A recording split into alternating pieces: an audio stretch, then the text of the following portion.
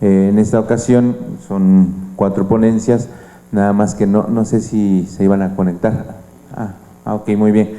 Pero vamos a dar inicio con la primera charla del doctor Armando Andrade Samarripa, que nos acompaña de la Universidad Autónoma de Aguascalientes. Bienvenido.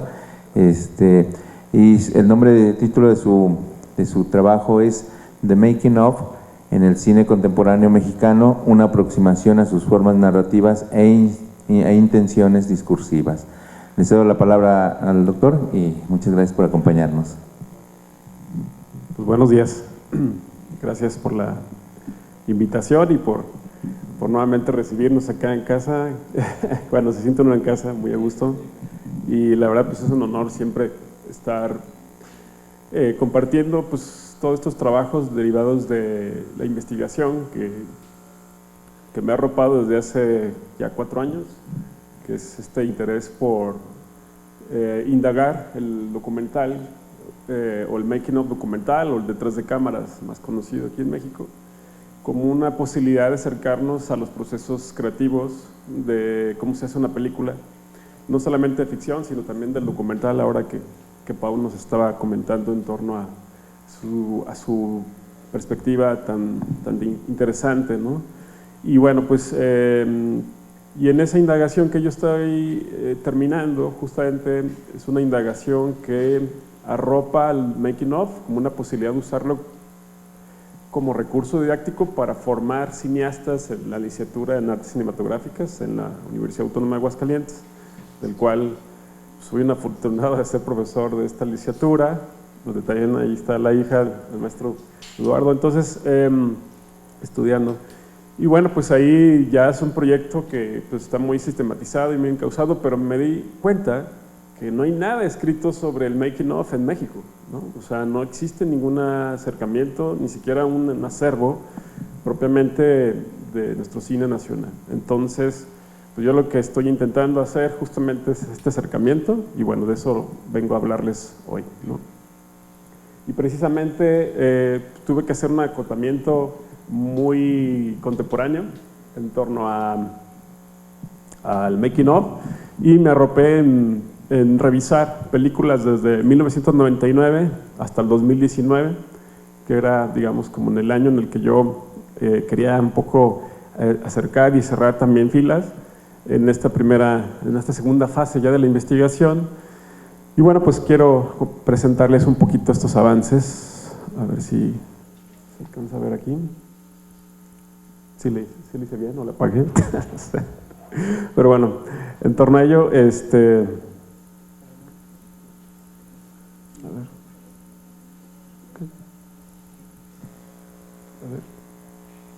Bueno, pueden ver ahí stills de The Making of de Ya no estoy aquí, del violín y del Olvido no me acuerdo. Ahí estamos. Bueno, y este es el planteamiento inicial, ¿no? que les acabo de comentar. Y bueno, pues no hay nada escrito en México sobre este género. Y bueno, espero hacer un buen papel en este acercamiento.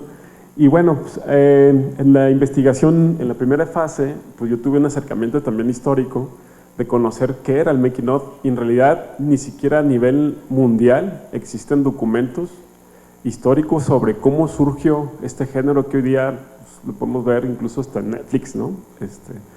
Y pues no hay nada, ¿no? Entonces pues tuve que arroparme de muchos otros recursos históricos, libros que hablen sobre la industria en Hollywood, y ahí medianamente alcanzamos a apreciar algunos hitos, ¿no? Del surgimiento de algunos formatos, ¿no? Y bueno, pues sabemos que Charles Chaplin fue uno de los primeros famosos en el que inició arrancando esta posibilidad de indagar y de mostrar las posibilidades que tiene el proceso cinematográfico, que es realmente todo un mundo. Entonces él inició haciendo una película, después Vitagraph crea los screen snapshots, ¿no? Que son formatos como una especie de reportajes durante el proceso de filmación y que eran muy chismosos, ¿no? Se metían incluso con la figura, con el Star System. Y poco a poco fue evolucionando hasta lo que después conocimos como los famosos Behind the Scenes, los BTS. Y luego de ahí, cuando hay un surgimiento del nuevo cine Hollywood en los 60s, ¿no? Pues quien convirtió, digamos, la forma del making of contemporáneo o moderno, pues fue el propio George Lucas, ¿no? Con una película que se llama Filmmaker o Detrás de cámaras de Drawing People, la tercera película de Francis Ford Coppola, y hay una revolución, ¿no? De filmar y darle seguimiento al proceso creativo que estaba tomando pues, su amigo y mentor, ¿no? Francis Ford Coppola, y es el momento en el que se considera el surgimiento del formato, digamos, contemporáneo del making of. Y bueno, otros hitos como pues, la película, escenario de la película Pasión o guión de la película Pasión de Jean-Luc Godard, que en realidad es una especie de autorretrato en torno a los archivos de la película Pasión, que ya había sido filmado, pero que él se trata de explicarnos cuál fue el proceso, una cosa, solo Godard lo hacía, ¿no? Ustedes saben, ¿no? Una cosa autorreferencial, autorreflexiva, etcétera.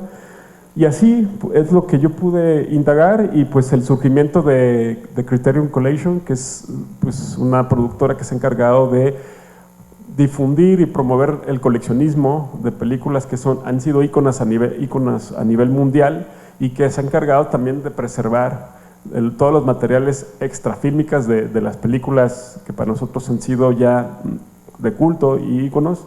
Entonces, pues es una de las grandes fortunas que ha tenido la humanidad, sobre todo en acervos fílmicos, para rescatar, restaurar películas que en su momento fueron consideradas un hecho histórico y que pues lamentablemente por el mal cuidado y porque no, digamos, no proyectamos la preservación de estas películas, entonces Criterion Collection ha hecho estas restauraciones y ha promovido su salida a nuevas versiones restauradas y con material extrafílmico, ¿no? Con la participación de analistas, críticos del cine, los propios hacedores, y aún viven etcétera, y rescatan material fílmico, making of, retratos documental, ¿no? El típico que va y yo quiero aprender de ti y te ayudan a hacer el making of. Entonces ha habido rescates interesantísimos por parte de esta productora y distribuidora. Y bueno, de ahí para el real, pues otro ícono fue justamente el lanzamiento de los famosos DVD box, ¿no? Con esta película, bueno, desde las películas de El Señor de los Anillos, ¿no? Que son realmente, ¿no? Señores making of, ¿no? Y que hacen todo un capitulado con un diseño editorial muy bonito, por departamentos, por eventos que ha tenido la película detrás de cámaras, ¿no? Entonces, de eso es lo único que yo puedo rescatar a nivel mundial, pero de nuestro cine no había nada, ¿no? Entonces, de ahí, pues, me empecé a hacer como un corpus de análisis de varias películas que todas de ellas admiro, ¿no? Y decía, ¿tendrán making of? Y pues fue una odisea, la verdad. Y bueno, aprovecho para avisarles y para recomendarles que quienes son coleccionistas de algunos cuantas películas aún en DVD, Blu-ray, y que tienen material complementario, donde hay making of, stills y todas las demás cosas, consérvenlas como la última joya de la corona, porque este material y este formato pues ya se acabó, ¿no? Ya está obsoleto, entonces ya es muy difícil conseguir material, y es donde yo he podido rescatar algunas cosas. Tuve algunas donaciones, por ejemplo, de Sin Remitente, viene una versión chiquitita en VHS todavía, ¿no? Pero pues bueno, me encantaría seguir incrementando el acervo, y estas son algunas de las películas, ¿no? Que analizamos y que me han permitido entender cómo es que están estructuradas en forma, digamos, en su forma narrativa y el discurso que promueven, ¿no? Si para Hollywood era importante, digamos, promover la posibilidad de conocer, ahí no le hallo, ahí está, conocer, digamos, una especie de retrato autorreferencial de quienes hacen el cine y cómo promueven su cine, ¿no? Y luego ahí se dio un paso a lo que hoy conocemos como el metacine, ¿no? Que es estas posibilidades de hacer una especie de autorreferencialidad de ciertas películas o de ciertas escenas de algunas películas famosas, pues justamente poco a poco fue tornándose a una intención promocional y también totalmente pues mercadológica, ¿no? Que es lo que mencionaba ahorita también Pau. Pero también fue evolucionando a que fuera un documento de los procesos creativos de la película. Entonces, de alguna manera, los propios creadores del making of actual, muchas gracias, hablaban que era una máquina, una escuela en una cajita, ¿no? Una escuela portátil para aprender a hacer cine. Entonces, esta evolución, gracias, maestro, esta evolución que tuvo el making of fue una evolución muy importante, ¿no? Porque yo creo mucho en que en este formato se contiene mucho de estas posibilidades y secretos que hay detrás de las grandes escenas, ¿no? Y quienes les gusta hacer cine, creo que es una mejor escuela, ¿no? Y de los mejores tutoriales que pueden tener, hechas por las mismas personas, ¿no? Que hicieron sus películas favoritas, ¿no?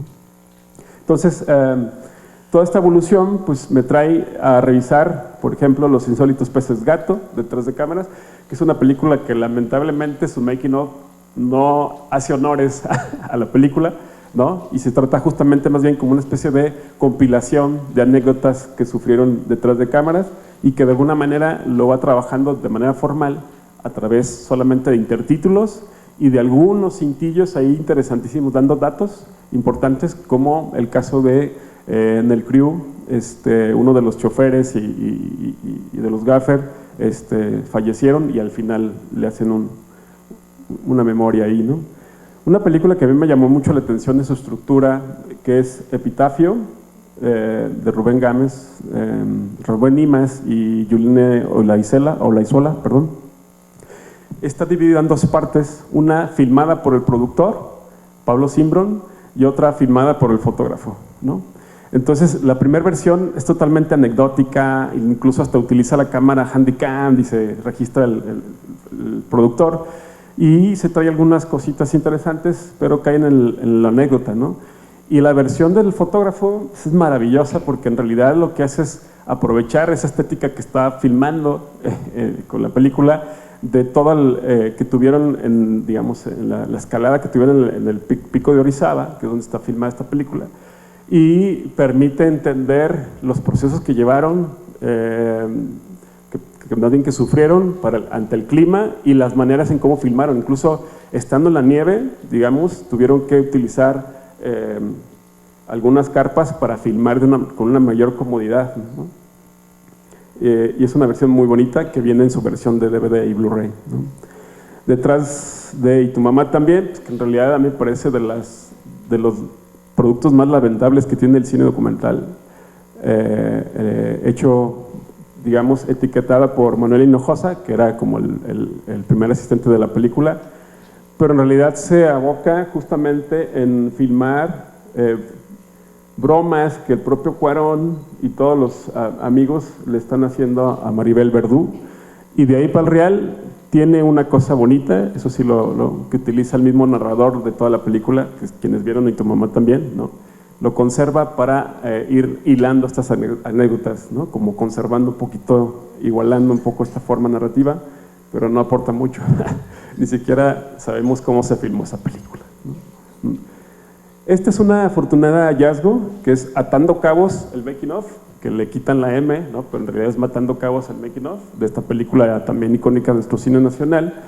Y bueno, está llevada con entrevistas de los realizadores, de los guionistas, y ustedes conocen muy bien esta película, y llega un momento que llega a tener un cierto momento, un dote ligeramente didáctico, ¿no? Y nos enseña justamente el momento en donde el carro que llega se estampa al estadio, ¿cómo se llama? El Estadio Azteca, y hace este recurso de la pantalla dividida para explicarnos cómo fue que se logró que el carro volara y los intercortes que sufrió esta escena de persecución tan famosa de esta película. Y también durante toda la trayectoria de la película nos permiten darnos cuenta los procesos de guión que tuvo esa película, filmándose aún se iban haciendo versiones y versiones de distintas escenas que aún no se filmaban o que ya eran filmadas y las refilmaban, ¿no? Es una cosa interesante que nos muestra este documental. Esto de los más bonitos, ¿no? Los últimos zapatistas, La herida sigue abierta, de Francesco Tobbada, ¿no? De la película Los últimos zapatistas, ¿no? Este documental que tiene su making of, ¿no? Y es una maravilla, ¿no? Yo creo que todos los que hacemos también documental tenemos que tener y conservar este registro de cómo se hizo esta película, y bueno, es maravillosa, aunque lo haya filmado el propio Francesco, que es algo ahí medio autorreferencial, nos permite entender la manera en cómo se filma y en qué contexto se filmó esta película. Y bueno, es una joyita que de hecho ustedes la pueden encontrar en YouTube, ¿no? Que fue mi fuente, y después ya descubrí, bueno, él me donó una versión ya más bonita, ¿no? Y bueno, está experimentada y conformada a partir de entrevistas y de registros que hacía el productor, ¿no? Mientras Francesco dirigía el documental, ¿no? Y bueno, aquí hay un momento muy interesante cuando muere en cámara uno de los zapatistas, ¿no? No sé si se acuerdan de ese momento del documental. Aquí nos narra cómo fue el momento y la decisión ética, ¿no? De dejar de filmar y hacer un boletín de prensa mundial avisando a todas las agencias, ¿no? De que acaba de fallecer este personaje. Y bueno, pues es un momento interesantísimo que solo el making of nos permite acceder, ¿no? Año bisiesto, el making of, una película de Michael Rowe, me parece una película súper interesantísima porque si se fijan no la filma un autor, la filma Machete Producciones, que es la propia productora de la película, y es algo que también ustedes se van a encontrar con el making of, el autor de repente no aparece, ¿no? Es una cosa loquísima, y bueno, aquí nos permite conocer el trabajo de dirección de actores que se aboca Michael Rowe con este excelente elenco. Y bueno, de los más rescatables making of de nuestro cine nacional contemporáneo. Nosotros los nobles making of, una estructura también muy de editorial, dividida por procesos y sobre todo por actores, ¿no?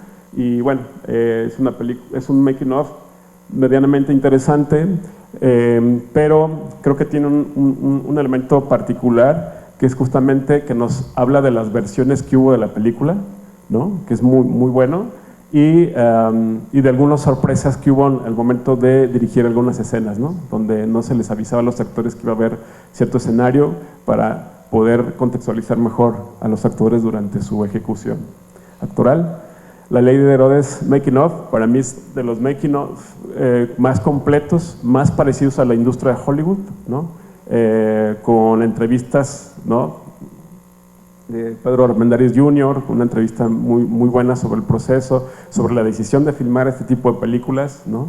de Luis Estrada, ¿no? Y bueno, lo filma justamente uno de los asistentes de dirección de esta película, y bueno, pues se mete hasta la cocina para otorgarnos todos los procesos creativos que tuvieron los departamentos de cada una de la película, del crew, ¿no? Arte, sonido, fotografía, etcétera, y obviamente la dirección por parte de Luis Estrada, ¿no?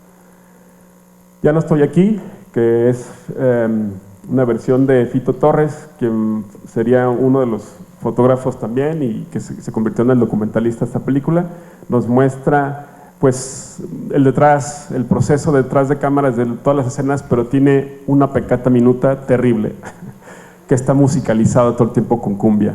Entonces nunca accedemos a lo que se habla detrás de cámaras, nunca accedemos a lo que se dice, ¿no? Por parte de los propios a modelos o personajes que quisieron actuar en esta película, y bueno, pues solo se vuelve como una especie de stills, ¿no? En imágenes en movimiento, pero no accedemos a esa otra parte que el sonido nos otorga. Esta es otra película que hace lo mismo, bueno, detrás de cámaras de Somos lo que hay, esta película de Jorge Michel Grau, una película que le fue muy bien en taquilla y que tuvo su remake en Estados Unidos, ¿no? Entonces dices, bueno, pues vamos a ver cuál es el secreto que tenía Jorge Michel Grau, y terriblemente hace lo mismo, ¿no? Coloca todo el soundtrack, ¿no? Sobre el sonido y se pierde todo eso que uno quiere escuchar, quiere pues abonar a saber cómo filmaron las escenas, y bueno, eso empobrece muchísimo, ¿no? Entonces, creo que aquí hay un tema también al momento que las distribuidoras se encargan de utilizar estos recursos, ¿sabes qué? Musicalízalo para que sea más atractivo y más ameno para quien lo consulte. Y yo digo, creo que es un terrible error que puedan tener y que pueda sufrir un making of y lo hagan de esa manera, ¿no? Y bueno, ya para ir cerrando, Bajo la sal, el mejor making of que yo he visto en los últimos tiempos, espero que lo puedan ver, creo que ya está en YouTube, si no mal recuerdo. Nos habla de todos los procesos que tuvo esta película, una de las películas más caras en su momento, que le fue muy bien, en género de terror, y bueno, una película maravillosa y que nos permite conocer cada una de las decisiones creativas que tomó Mario, el director, su equipo de trabajo en arte, el gerente de locaciones, ¿no?, que los llevó a Tijuana a filmar en un salar interesantísimo. Bueno, todo esto se puede uno comunicar y entender, ¿no? El sueño de Lu, making of, otro maravilloso making of que les recomiendo mucho, que nos permite también entender otras formas de guión, ¿no?, que se van construyendo a partir del diálogo con sus propios actores, y este making of les permite acceder a ese proceso. Eli, detrás de cámaras, un making of que es filmado por el hermano de Amad Escalante, Martín Escalante, y que nos ayuda a entender cómo Amad filma con su grupo de amigos, con sus familiares, ¿no?, y también la manera en cómo trabaja con no actores, ¿no? Fue muy interesante.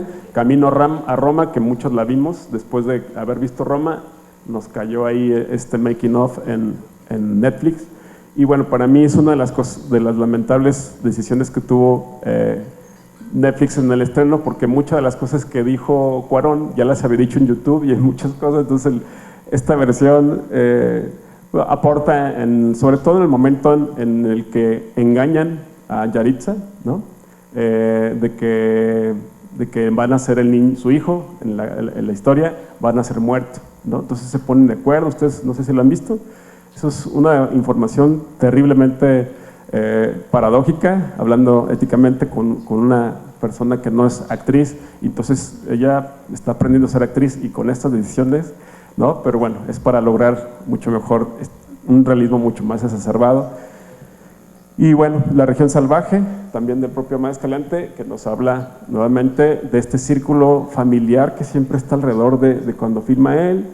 Y esta es una joya de la corona, que espero que no lo tumben. Yo solo pude acceder a él en YouTube, que se llama Notas de viaje, sobre la película Post Tenebras Lux, filmado por una de las actrices de esta película, Natalia Acevedo, y es un retrato, un diario medio chistoso, que ella le habla notas, pero es un diario visto por ella de cómo se acerca cómo nos acerca la forma de filmar también de Carlos Regadas, y cómo su familia se involucra y cómo todo esto se filma en sus terrenos, ¿no?, en sus propiedades, en su casa. Entonces nos habla también de otra cúpula de poder dentro del cine de autor, que nos hablaba ahorita también Pau, y nos accede una intimidad muy, muy bonita, que espero que lo puedan ver.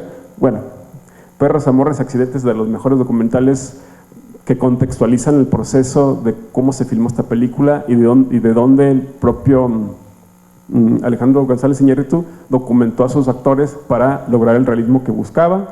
Filmando Batalla en el Cielo, de los mejores making of que hay, y que por sí mismo tuvo una corrida de festivales, este making of, ¿no? Y ¿qué más? Detrás de cámaras, El violín, también por sí mismo tuvo corridas, ¿no? Y nos acerca al trabajo de actores y no actores, ¿no? Y bueno, pues es una cátedra de quienes quieren hacer estos procesos. Y finalmente, una de las películas que todos adoramos, ¿no?, Del olvido no me acuerdo, que tiene su propio making of y nos ayuda a entender aún más el proceso de cómo Juan Carlos Rulfo y todo su equipo de trabajo se encontraron con estos personajes casi centenarios y le dieron un giro a la película y perdieron la idea original, ¿no?, de hacerle un homenaje a Juan Rulfo. La película se iba a llamar Caminos de Juan, y termina quedándose del olvido, no me acuerdo, justamente por todo lo que le otorgaron los personajes de la región. Entonces, de estos casos, yo hice aquí esta tipología, una modalidad más discursiva, más anecdótica, otra más expositiva, otra más mostrativa, que nos muestra el proceso, otra más referencial, ¿no? Finalmente algo más autorreferencial, y otra que por sí misma se vuelve un tutorial, ¿no? Y bueno, son estas 3 películas. Y bueno, pues conclusiones, puedo decir que a través del making of nosotros tenemos un montón de posibilidades de conocer nuestro cine, de cuáles son las decisiones éticas que tienen los directoras y directores, más allá de los modos discursivos que acabo de exponer o acaban de ver. Creo que es una oportunidad también para exigirnos nosotros como cineastas y como cinéfilos de que las propias películas generen sus documentos, ¿no? Y que a partir de ellos se pueda uno acercar aún más, si uno es aficionado a esas películas, de las decisiones éticas, de las decisiones estéticas, y sobre todo de poder entender el contexto de cómo se filmaron estas películas. Y bueno, por el momento es todo, y quedo abierto a cualquier duda y pregunta.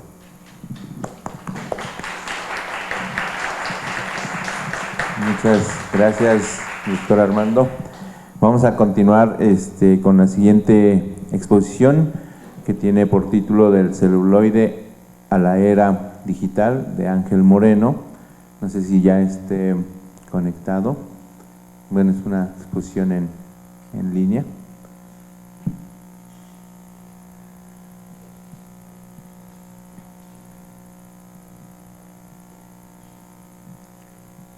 Sí, sí, me escuchas. Muchas gracias. Voy a empezar mi ponencia, entonces. Nada más quiero pedir una disculpa porque no pude abrir mi archivo de PowerPoint, pero igual trataré de ilustrar. Muy bien. Voy a ilustrar. ¿Sí me escuchan? Sí, adelante. Voy a ilustrar mi presentación con imágenes pues, de internet, de página de Chrome. ¿Sí me escuchas? Sí, yo sí escucho. Perfecto. Para la exposición tienes 15 minutitos para considerarlo. Ajá, sí, me dan chance de compartir pantalla por eso. Adelante. Gracias. Cabina, aquí se oye muy fuerte el volumen, si pudieran o modularlo o bajarle tantito.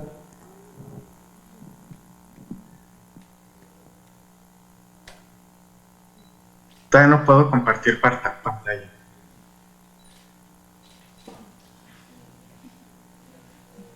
Ya. Bueno. Comienzo mi ponencia, pues como va el título, acerca del celuloide a la era digital. Son puras generalidades, pero ya estamos muy relacionados con todo, pero espero darles alguna información que no conozcan, y aún así espero que la disfruten. Esta ponencia comienza en la época en la que George Eastman, antes, si se acuerdan, pues las fotografías se sacaban en placas. George Eastman hace la cinta para para que fuera un poco más fácil sacar fotografías allá, y lo patenta por allá entre 1885-86, y posteriormente Edison es la persona bueno, su equipo de trabajo, que empieza a hacer las perforaciones, porque él tenía la idea de hacer las imágenes en movimiento y aparte de ponerle el sonido. Entonces, hasta cierto punto podemos atribuirle a Thomas Alva Edison las perforaciones de la cinta para que ésta fuera más sincronizado y pudiera hacer el efecto de imagen en movimiento en la retina de nosotros. Ya para 1894 perfecciona su kinetoscopio, lo cual viene siendo esta imagen, para los que no están así muy versados en este tema.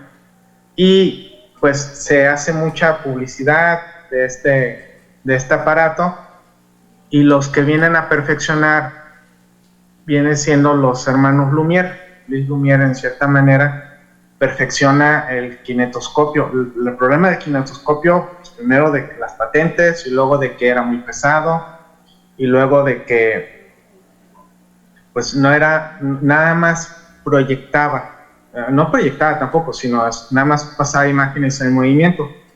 La novedad con el cinematógrafo era de que el cinematógrafo filmaba y aparte exhibía.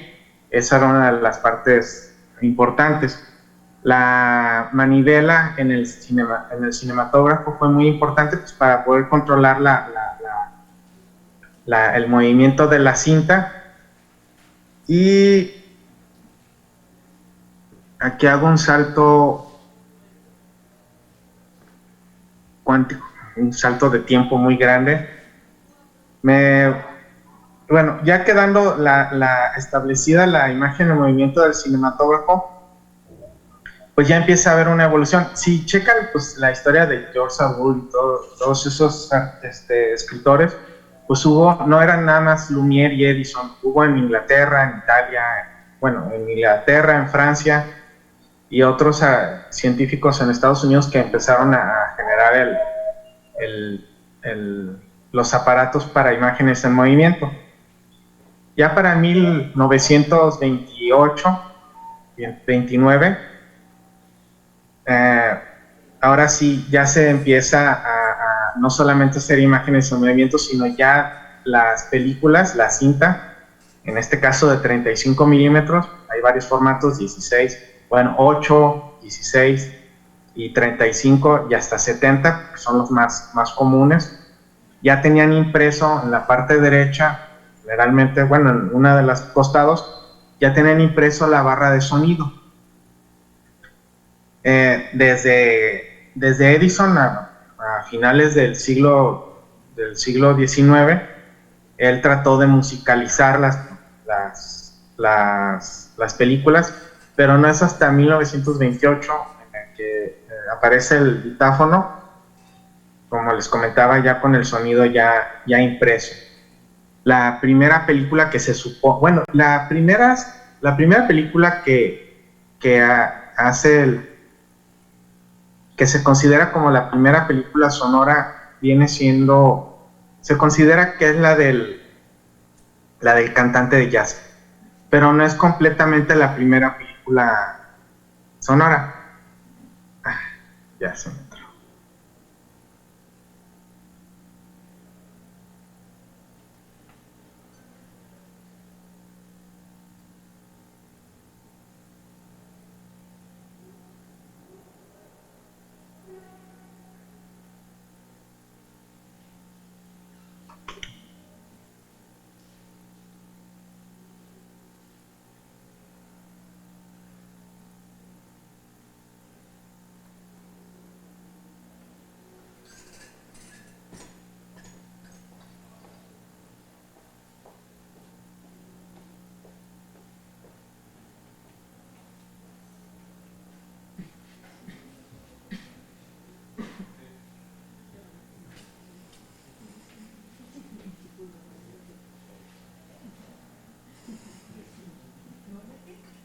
Bueno.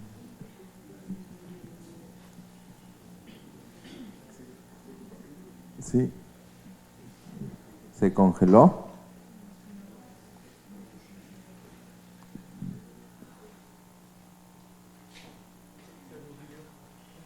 ¿Qué pasó?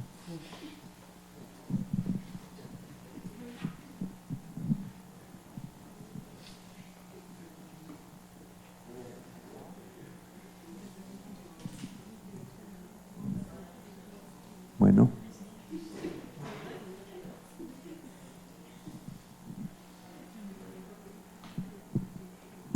Siempre pasa en momentos así, que la tecnología te traiciona, ¿va? Y parece que las computadoras cobran vida, ¿no? Ok, muy bien. Ya está reingresando.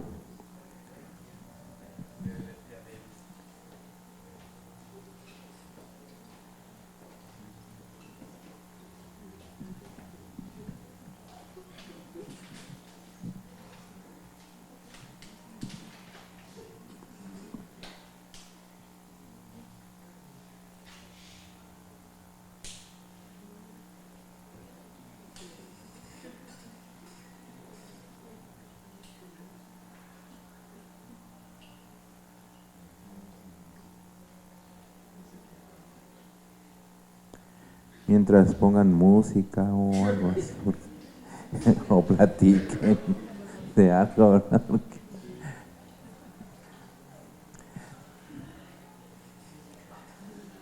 Hacen falta más alumnos, ¿va? De multi. ¿Están todos? ¿No?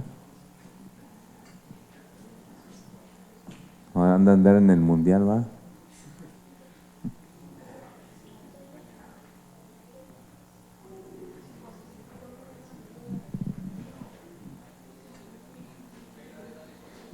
Pues ya casi, ¿ya? No, pues. Ay, ya se le está acabando. ¿Ponencia? Muy bien, al final a ver si alcanza el compañero. Muy bien. Bueno, parece ser que por problemas técnicos el ponente Ángel Moreno no puede reingresar. Entonces vamos, no sé si esté aquí presente Alba Nidia Sánchez.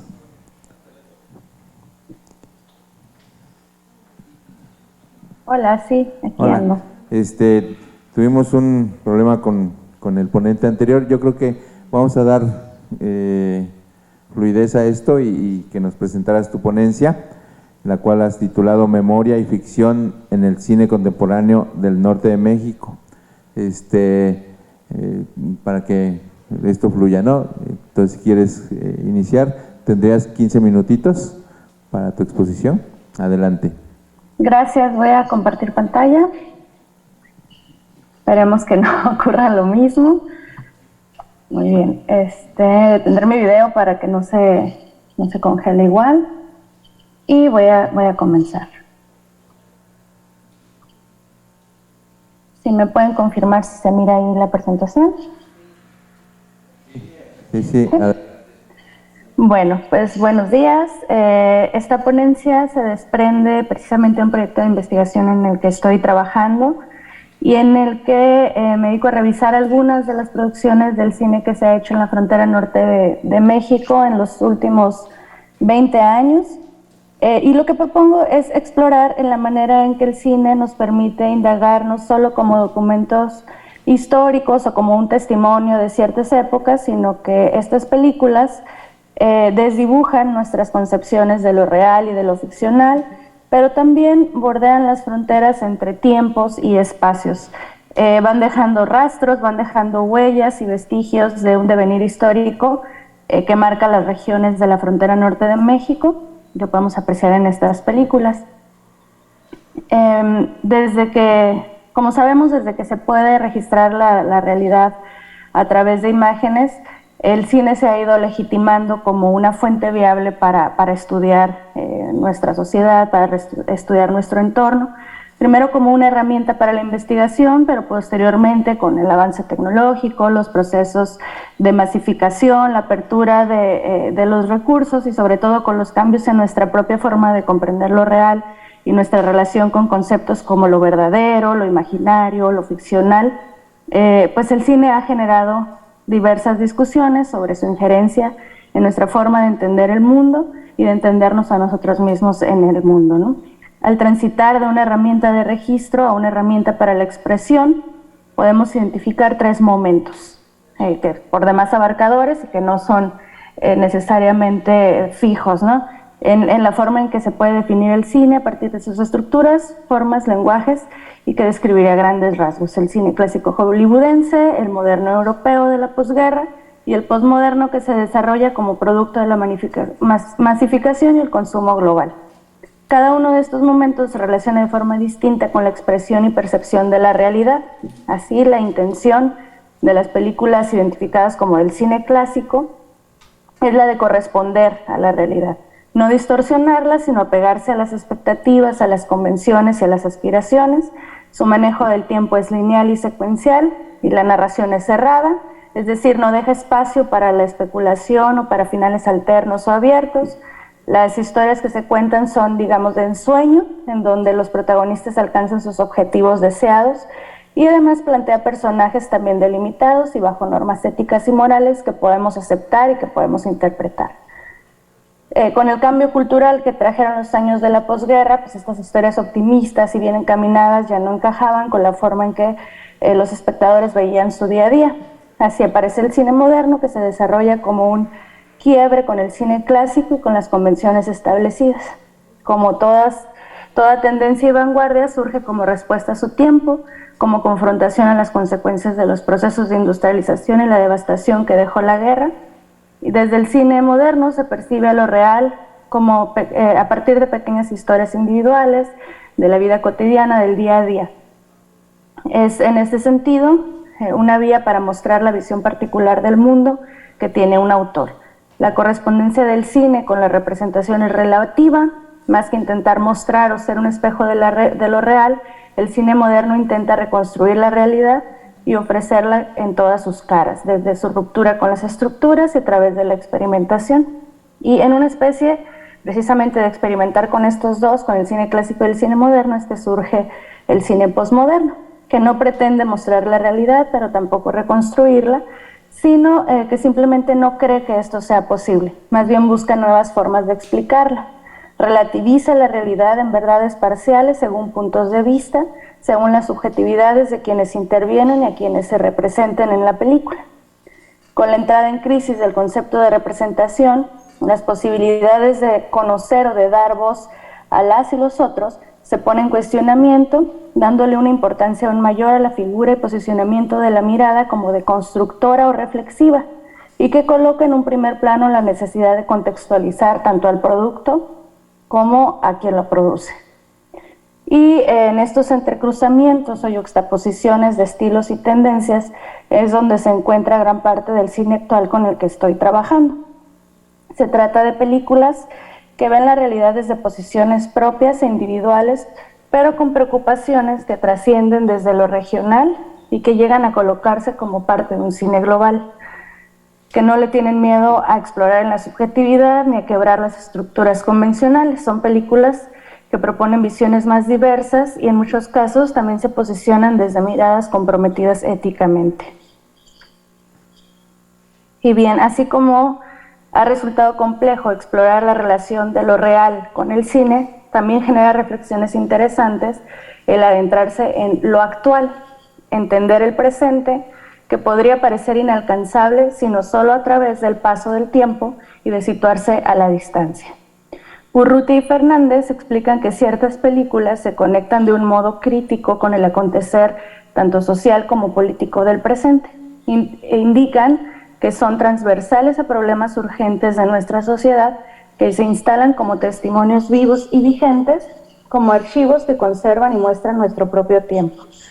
Las autoras conciben al cine como un archivo del tiempo presente, al organizar, registrar y figurar el panorama de lo actual a partir de las referencias que lo llenan desde los medios, por ejemplo, lo que propicia la conformación de un índice para la lectura de lo contemporáneo. En los últimos años, el cine norteño mexicano manifiesta importantes cambios, no solo en cuestiones técnicas o de calidad visual, sino en su acercamiento a lo cotidiano y a las dinámicas y a los procesos sociales de lo actual. Y aun cuando tópicos como la violencia, el crimen organizado, que han sido retratados tantas veces y que siguen ahí, se exploran como parte de lo cotidiano, pero desde visiones diversas, lo que permite explorar en niveles más profundos de estas dinámicas. Dichos cambios en el cine del norte se debe a varios factores. Entre los más evidentes se encuentran los procesos propios de la globalización, que permite el intercambio de tecnologías y de formas de abordar ciertos temas o ciertas narrativas. Además está la posibilidad de la profesionalización de creadores y creadoras, que es cada vez más común en las regiones fronterizas del país, con nuevas escuelas, nuevos espacios y nuevos foros para exponer sus productos. Pero aunado a estos factores, está también la preocupación por la autorrepresentación, que ha generado historias mucho más comprometidas con los procesos sociales que alberga cada contexto. En ese sentido, mucho del cine del norte del país se encuentra en el realismo, estrategias técnicas y narrativas para explorar y manifestar dichas condiciones y para acercarse de forma mucho más crítica y autorreflexiva a la realidad a la que se refiere. Según señala Quintana, las teorías realistas permiten un estudio de la propia contemporaneidad, nos acercan a conocer el momento en que la sociedad desde lo audiovisual se relaciona con el mundo físico. Además de esas cualidades del realismo, como forma de expresión de ciertas condiciones de existencia, también se manifiesta a través de varias características más técnicas. La utilización de largos planos secuencias, es decir, largas tomas que incluyen alguna acción, pero al no incluir cortes permiten la descripción, caracterización y definición de los espacios, generalmente exteriores, extendiendo su potencial referencial. La utilización del sonido directo, capturado desde la misma grabación de las películas, lo que permite una constitución más plena del entorno y una posible inmersión en él. La inclusión de actores y actrices no profesionales, en muchas ocasiones miembros de la comunidad en la que se está filmando, lo que se considera como un accesorio de naturalidad y humanidad para la imagen. Y aunado a esta lista, también será determinante la visión del la o del autor frente a la realidad. Las intenciones y las decisiones que tome respecto a la narración, lo que deje fuera de cuadro, alturas, movimientos de cámara, etcétera, que definirán tanto la identificación de la obra como suya, como sus preocupaciones y su posicionamiento ético frente a lo que se está representando, y a su vez la posibilidad de que la o el espectador pueda situarse igualmente frente a la obra. Como explica Quintana, en algunas producciones la forma de capturar lo real muestra los reflejos del propio acto de capturar la realidad, como en un espejo cóncavo en el que se amplía o se puede profundizar en una misma imagen.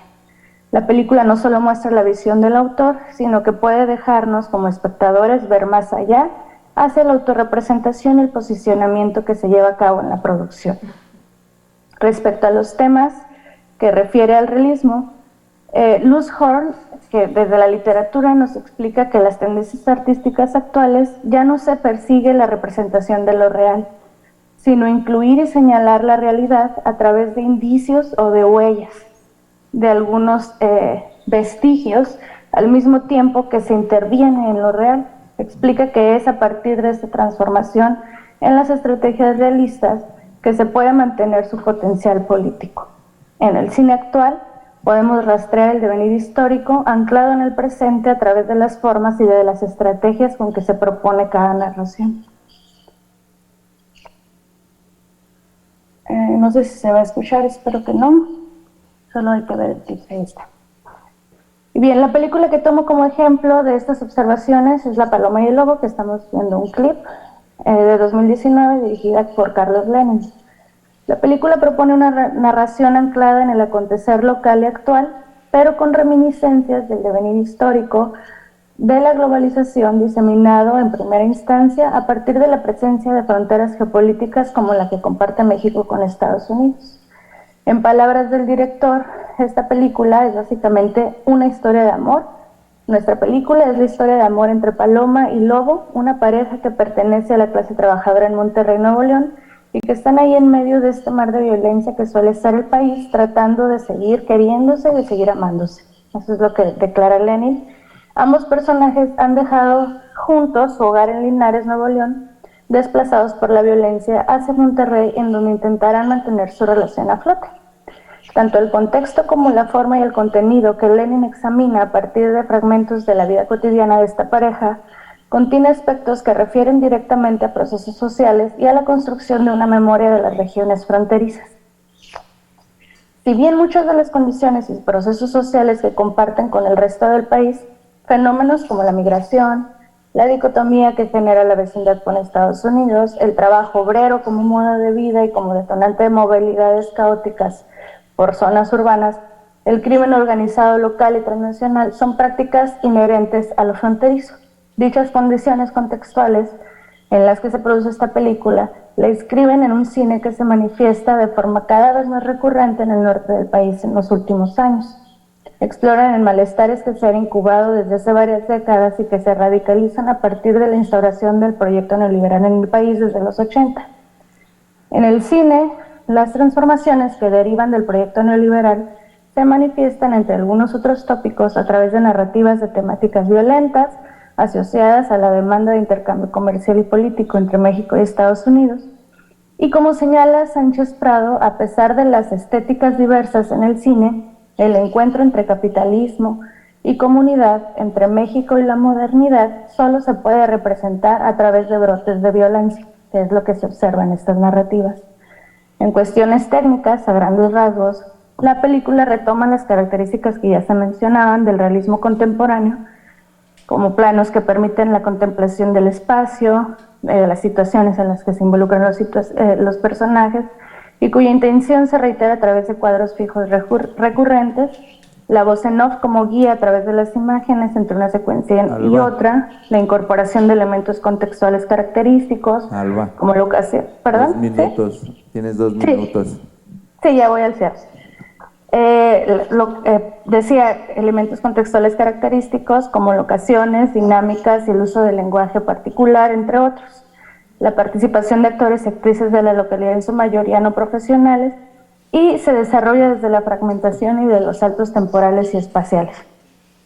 Ya para concluir, el cine actual contiene en su narrativa y en sus recursos técnicos elementos que nos permiten explorar no solo en el pasado, sino en nuestras propias condiciones de existencia. Finalmente, el director de La Paloma y el Lobo, que abordo con mayor profundidad en el extenso de la ponencia, a través de los recursos cinematográficos y de las temáticas que aborda, nos lleva de la cotidianidad de la vida particular e individual de una pareja, de sus recuerdos y testimonios ficticios personales, hacia las profundidades de la realidad de la vida fronteriza, a una memoria histórica y colectiva que se instala en los espacios y en las dinámicas en relación a los procesos de la globalización.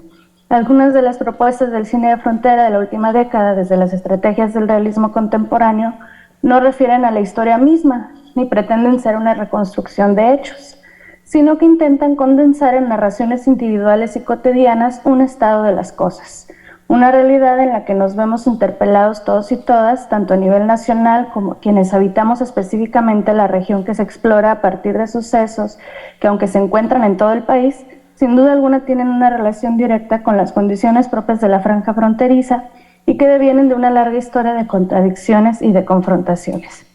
Así, no interesa hacer un cine de archivo de documentos, sino un cine sobre las complejidades del momento en el cual se produce.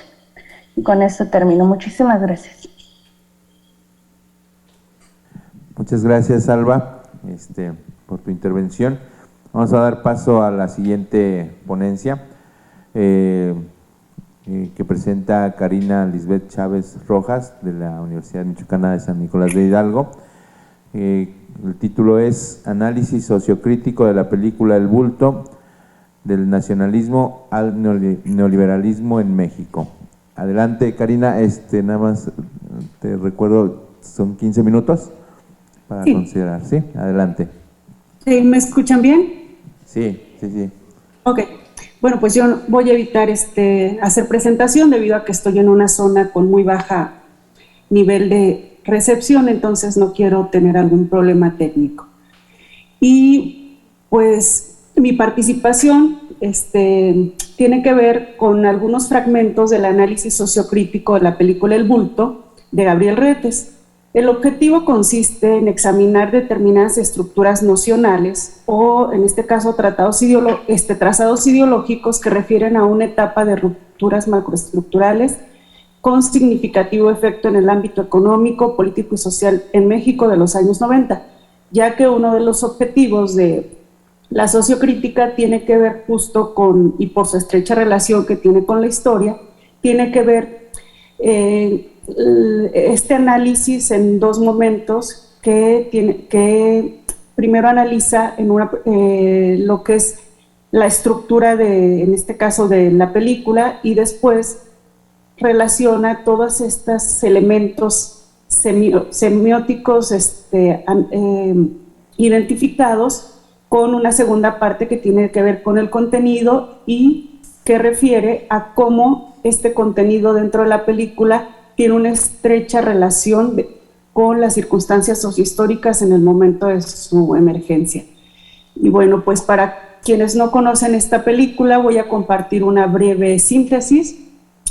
La película inicia con Lauro, que es un fotógrafo del periódico Excelsior, quien asiste a cubrir una marcha de estudiantes celebrada el 10 de junio de 1971 en la Ciudad de México, fecha religiosa conocida como Jueves de Corpus.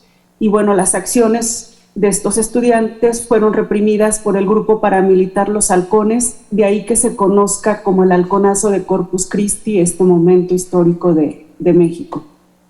En medio de esta trifulca, Lauro recibe un golpe en la cabeza de sus agresores y lo confina a un coma por 20 años. Al despertar en 1991, se da cuenta de los cambios que han acaecido en el país y en el mundo, sobre todo lo concerniente al ámbito social, económico y político.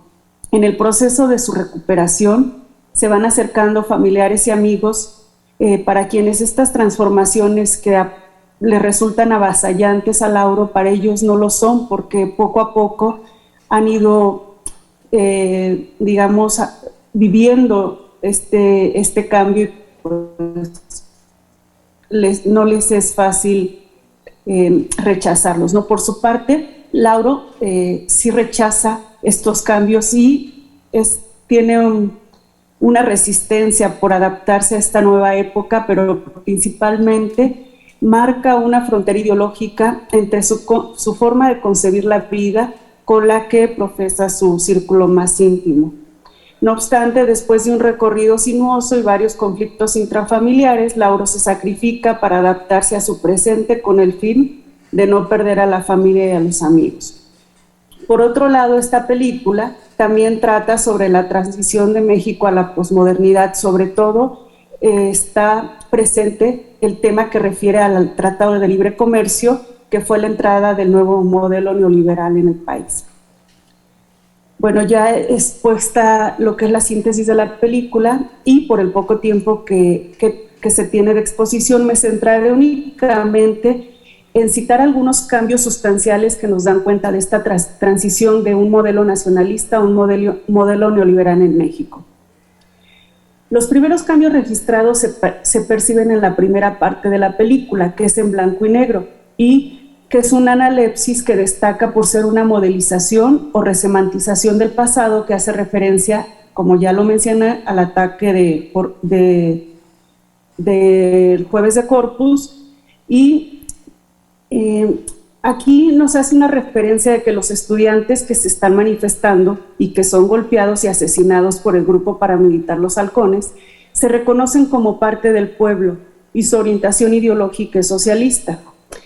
En la segunda parte de la película es a color y ya nos conecta con el presente, al menos de las circunstancias de vida del protagonista y de su familia, que tiene que ver con la década de 1990. Pero la trascendencia de este sintagma que ellos corean cuando se manifiestan, que refiere al pueblo unido jamás será vencido, cobra relevancia porque ya para la década de 1990 la palabra pueblo ha cambiado, digamos, de alguna manera su significación ideológica y política. Para ilustrarles este cambio sustancial del concepto pueblo y de la nueva función que tiene dentro del sistema político nacional, es preciso explicar que digamos, ya había un desgaste en el modelo nacionalista que se acrecentó por las sucesivas devaluaciones del peso, la hiperinflación y sobre todo la ruptura se da a partir del sismo de 1985, porque aquí evidencia la nueva visión neoliberal del Estado, es decir, el abandono a las víctimas de este suceso al no brindarles apoyos o al ser los apoyos muy limitados por la incapacidad gubernamental de buscar nuevos interlocutores. Esto forzó la participación solidaria que tuvo el pueblo y marcó prácticamente el nacimiento de la noción de sociedad civil organizada. De acuerdo a Leal Martínez, esta nueva figura ciudadana suple al concepto o a la idea del pueblo como una colectividad nacional legítima, cuyo sentido queda de manifiesto al inicio del filme, por las demandas que hace el grupo que se manifiesta y que se dice ser parte del pueblo, que es representado en este caso por miembros de clases sociales no hegemónicas o del pueblo que contraviene las órdenes del Estado. Es así como desde la década de 1990 la figura de sociedad civil desplaza a la de pueblo en los discursos al menos institucionales, porque ahora esta colectividad será concebida como una sociedad organizada de autogestión, poseedora de una moral incuestionable, ya que se actúa al margen de los aparatos del Estado y de la oligarquía empresarial. Y además, esta nueva figura de organización civil es un proyecto político clave para entender la acción colectiva y la transición a la democracia, que, si recordamos, era lo que estaba en boga en esta década de 1990. De ahí que para los grupos de izquierda la sociedad civil se inserta en una larga lucha de los sectores populares, pero al mismo tiempo marca una ruptura con discursos y formas de organización política que ahora ya son vistos como obsoletos. Es decir, el lenguaje de la clase, en este caso de emancipación y de revolución, va siendo sustituido por un lenguaje de derechos, de democracia y de identidad. Se habla menos de movimiento popular y más de movimientos sociales cuando se trata de hacer referencia a luchas, en este caso, que vienen desde grupos organizados de la sociedad. Otro de los cambios que se perciben en la película de este nuevo modelo tiene que ver con la familia de Lauro y sus respectivos cambios sociales. El filme, en la primera secuencia de la segunda parte, narra que la familia del protagonista, producto de la entrada del neoliberalismo, sufre una debacle económica y su poder adquisitivo disminuye, y esto provoca que sufran un cambio de clase social que va de ser clase media a clase baja alta. Y esto tiene una estrecha relación también con las circunstancias sociohistóricas del momento de emergencia de la película, y que tienen que ver que a pocos años de la firma del Tratado de Libre Comercio, expone Cermeño que una de las consecuencias fue la agudización de la crisis económica, social y política del país. Por ejemplo, al término del sexenio salinista, los mexicanos más pobres se duplicaron y, de acuerdo al Coneval, en 1992 un gran número de personas perdió su patrimonio en virtud de que las elevadas tasas de interés impidieron el pago de su deuda. Asimismo, se reportó una disminución en el poder adquisitivo para cubrir gastos de alimento, vestido, salud, educación y esparcimiento en un número muy grande de ciudadanos. Fue tal el impacto de esta creciente pauperización, sobre todo de la clase media y baja, que se registró un aumento desorbitado de las desigualdades sociales, que otros filmes como Lola de María Novaro también logran registrar. Ahora vamos con lo que respecta a Lauro y su despertar. Lauro es un modelo ficcional que representa, al menos ante sus hijos y su familia, una vez que despierta del coma, representa al viejo ideario nacionalista y conservador. Es la vieja guardia que se encuentra en decadencia. En cambio, sus familiares y sobre todo sus hijos representan al nuevo ideario neoliberal, por ejemplo, sobre todo en aspectos morales. Sus hijos viven en plena liberación sexual, van a los nuevos centros comerciales, utilizan las nuevas tecnologías como el Nintendo, los reproductores de música, las computadoras, van a discotecas, se independizan jóvenes de la familia y la hija vive en unión libre con su novio. Otro cambio importante que se da tiene que ver ya con aspectos más evidentes producto del cambio económico. Por ejemplo, en la película Toño, que es el cuñado de Lauro, le dice con orgullo que ahora la solución para vivir bien es sálvese quien pueda, y que si el hijo de Lauro quiere ser negociante, que lo deje, porque al menos así hará dinero, ya que hacer dinero es la única opción que les deja la nueva realidad económica. Esto logra poner de relieve la puesta en práctica del cambio de modelo socioeconómico y su soporte ideológico de la época. Tiene que ver con la lucha por una mejor vida personal que el nuevo modelo va de a poco inculcando en los ciudadanos, este esfuerzo individual materialista y egoísta para acceder a la riqueza, dejando atrás luchas colectivas o que los ciudadanos sean apolíticos. En este caso el arribismo, al menos en la película, sustituye y a la vez subvierte valores sociales, como ahora el nuevo proyecto neoliberal. En mérito de que seas una persona con éxito, pues se justifican los atropellos de unos ciudadanos contra otros. Y bueno, dentro de la familia también se vive una amplia democracia. Los nietos le hablan de tú a su abuela, ella sabe cómo ejercen su vida sexual, se hablan de tú con sus tíos y el resto de los familiares, y además las mujeres en realidad son el sostén familiar.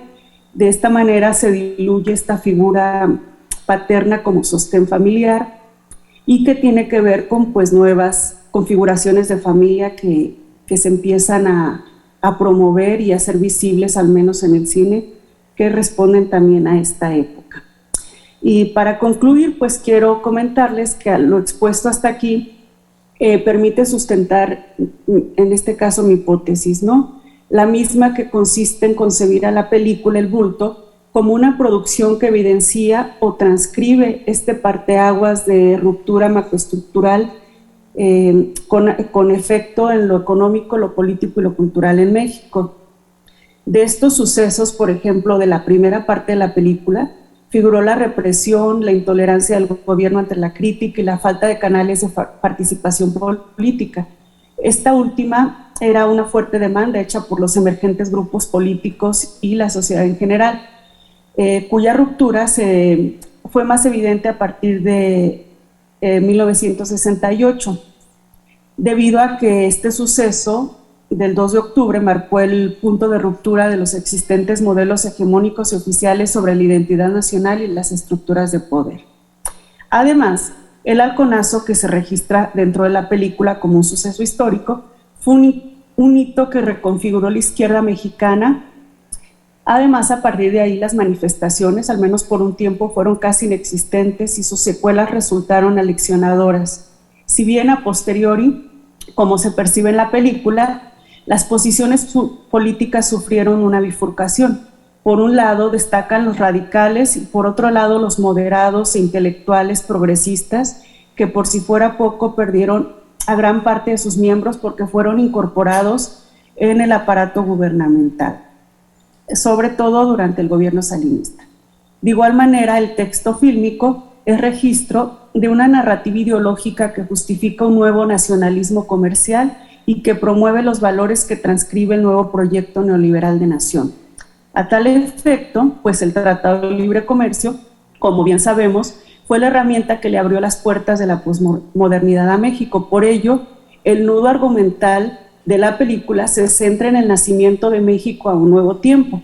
Cabe destacar que El Bulto surgió como una película subversiva y de protesta, al menos de acuerdo a lo que expuso en varias ocasiones su director.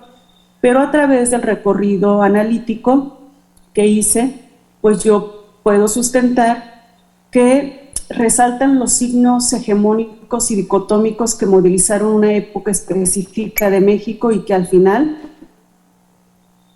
concluye en la dilución de las diferencias ideológicas hasta en este caso que se disputan entre la familia de Lauro como representantes del nuevo modelo de nación y Lauro como representante del modelo de nación anterior, para caer en una aceptación o en un discurso oficialista, porque les recuerdo que en este sentido es Lauro el protagonista quien se sacrifica y renuncia parcialmente a sus ideales para integrarse a la sociedad en la que despertó.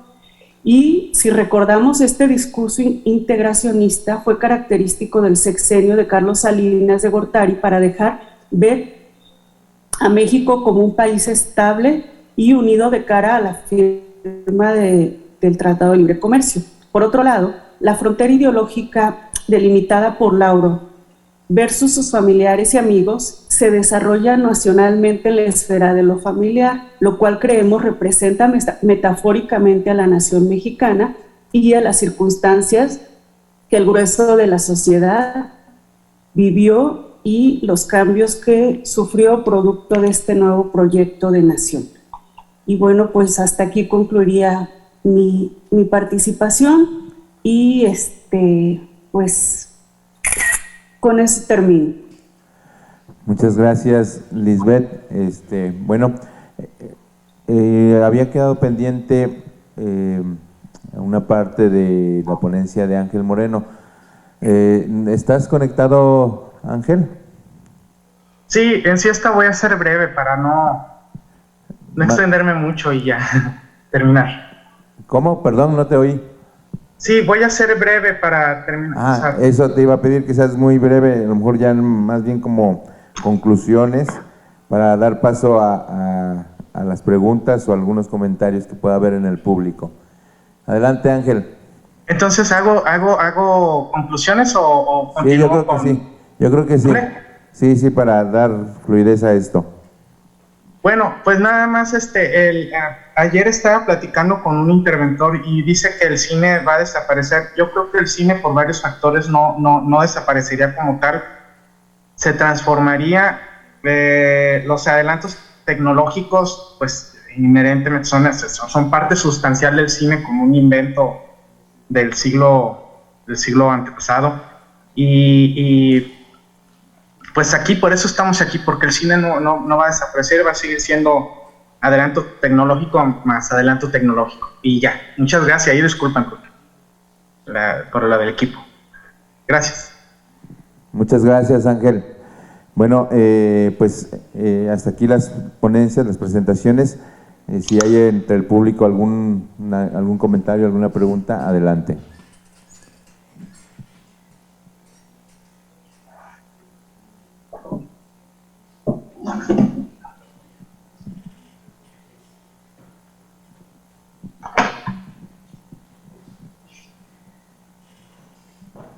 Yo nada más quería preguntarle a Karina si hay algún lugar donde pudiéramos tener acceso a la película El Bulto.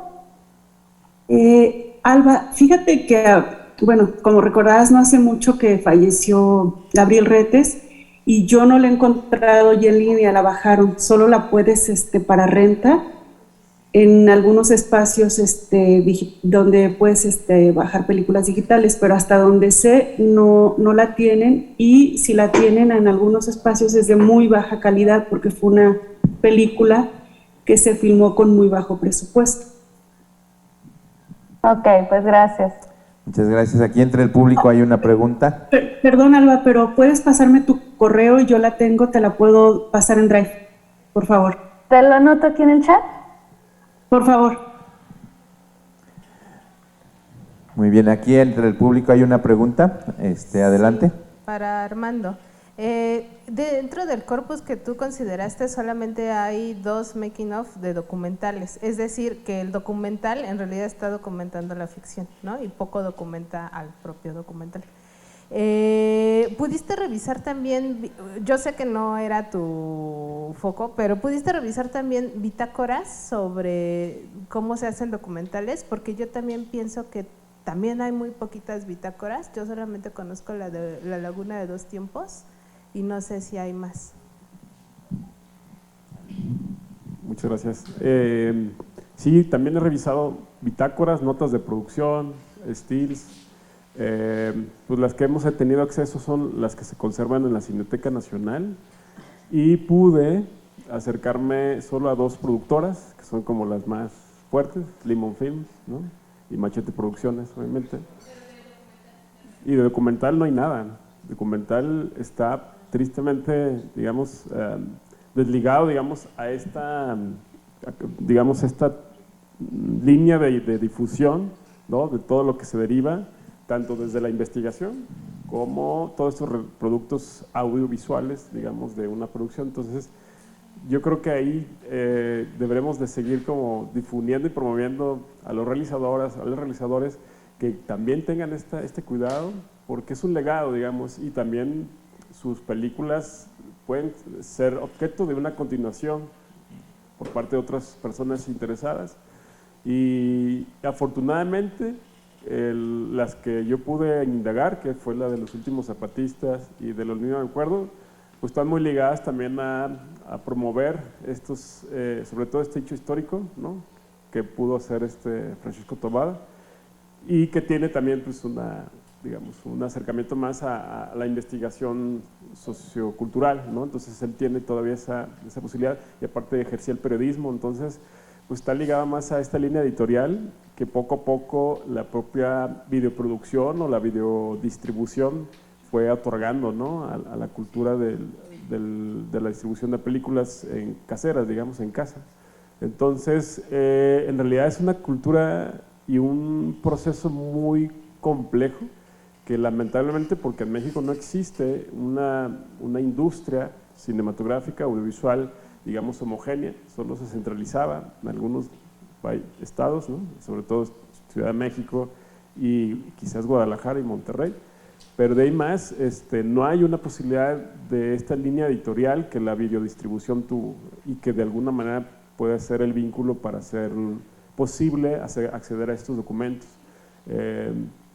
Y bueno, justo vamos a iniciar una derivación de la investigación y vamos a acercarnos también a las escuelas de cine, porque ni en las escuelas de cine sucede todo esto. Y bueno, vamos a ver qué indagamos, qué encontramos.